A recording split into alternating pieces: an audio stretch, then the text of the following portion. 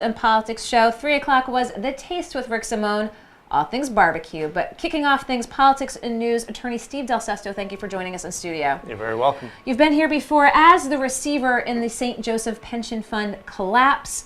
We saw yesterday filings, lawsuits, class action pertaining to the collapse of the pension fund. Now, I know you've mentioned the complaints speak for themselves. We're not going to talk to what's contained therein, but I want to talk with you about the time frame and the process. Here we are, it's June 2018. Folks have been following this since the collapse. Walk folks through what took place leading up till yesterday, and then we'll go look ahead. Okay. Well, as everybody is well aware, this started in August of 2017 when St. Joe's Health Services of Rhode Island petitioned the pension plan into receivership. From that point forward, we have had a number of hearings, and I'll break those out into two separate groups. There are those that I needed to present to the court, which I will call general administration, making sure that the court was aware of what was going on, that the investors were aware of it, the pension holders were aware of what's going on, and also addressing issues. As you know, at the time that the petition was filed, St. Joe's had asked for a 40% across the board cut. At the time, the initial stages of this, I was not comfortable doing that. I needed to review more, I needed to look at more. So we filed a request for the court to delay that process, to pause applications being filed, which affected ultimately the court turned that switch back on in March, and we have been processing about 143 applications that had been sitting in limbo since September. You say applications for? For benefits. So retirees who either were eligible but had not yet applied, or who just became eligible under the plan's terms. In addition to that administrative work with the court, special counsel Max Wistow, Steve Sheen, and Benjamin Ledsam issued subpoenas right around the end of October. And that began a flurry of hearings in front of the court between November, December, January. We recently had one actually with regard to the Department of Health, where we asked for documents, we asked for them in a certain time frame, and we either didn't get them in the time that we asked, or we didn't get complete sets or anything like that. And so that took a lot of time as well. The result of that not only was to delay the receipt of getting those documents and the review, but it also resulted in special counsel getting, in essence, a huge dump of documents almost within a very short period of time. So all in all, and special counsel could probably speak to the amount specifically, but it's about 900,000 documents that had to be reviewed, that were reviewed, and that led up to what was ultimately filed with the court on late Monday. And I will say this, that for this process, the unique aspect of it is typically when you file a lawsuit, you have some information, you file a lawsuit, you assert claims, allegations. And then you get more information, but you basically have most of the information. We received, like I said, about 900,000 pages, give or take.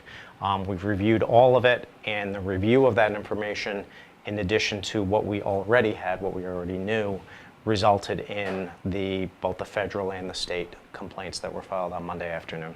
Now, again, you can read more on GoLocal about these complaints. Is there still information that you're seeking? You talk about 900,000 pages of documents that you've gone through. Are there still missing pieces? Is there more information that we want? There is more information that we want.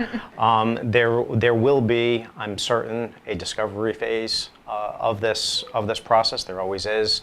We have done a lot of discovery leading up to this, but the defendants who have been named in those complaints have not yet. So I imagine they will want it. We will want to be doing depositions.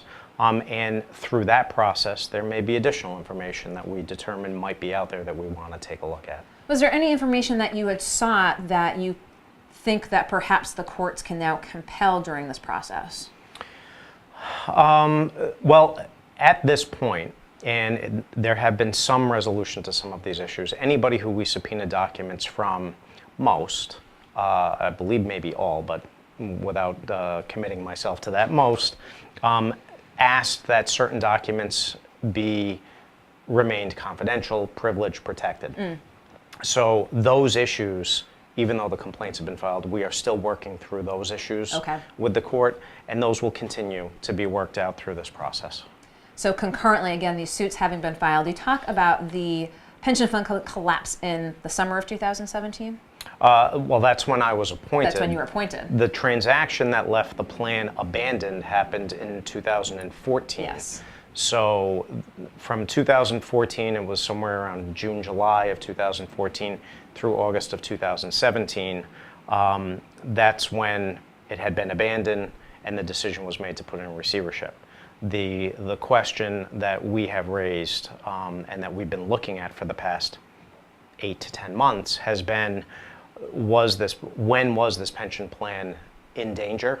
It didn't happen in August 2017. That's when you were brought on. That's when I was brought on. You talk about the knowledge, the public knowledge, if you will, of 2014. Why did it take 3 years from that point until 2017 to appoint a receiver? That question can only be answered, I guess, by St. Joe's Health Services, Rhode Island, its board and its council. I don't know why it took that long. All I know is that in August of 2017, I got the call from the judge. That's when you came along. So you've been involved in the process now for a year. Again, as we said, you can't speak to the claims and the suits that were filed, but let's talk about moving forward with this year process that has taken place, getting these 900,000 pages of documents. Obviously, a lot rests on the defendants. What do we anticipate now moving forward? Well, I mean, now we're in a court process, so things are a little bit better defined, but at the end of the day, the defendants in this case will really dictate where we go from here. Under the rules, they have a period of time to answer or respond. We don't know what they're going to do. Each one may do something different. But I am imagining that there will be things filed very, very shortly. I'm assuming that there will be just more what I will call, as far as the pension holders would be concerned, mundane issues. Nothing that's really getting to the meat of the lawsuits yet. There will be, as is typical in most litigation, there are procedural challenges, things like that get made, and I don't expect this litigation to be any different than that. And that will go on for a number of months.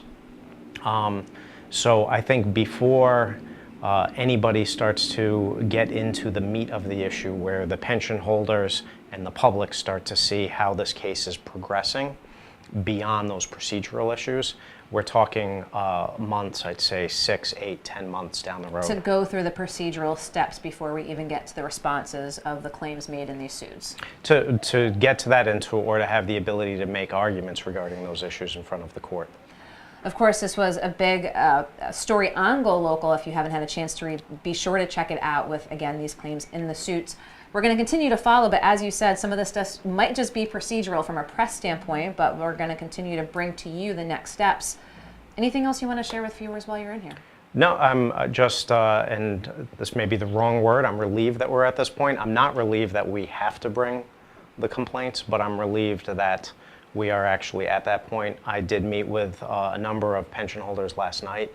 I know they expressed to me that they are relieved that we are at this next step. This is, other than the actual filing of the receivership, this is the biggest thing to happen in this receivership since August 2017, and will likely be front and center, barring anything that needs to get done administratively that may be unanticipated. This is going to be the lead charge, and Max and his team are ready to go.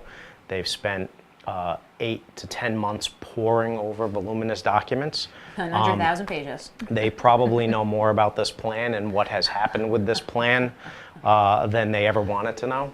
I hope the whole point of this exercise is to get recovery for this plan for these pension holders.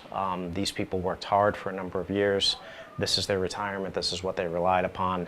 And everything aside, the goal here is to hold those accountable, but more importantly for these people that have been affected by this is to get money into this plan so that they can have their retirement in dignity.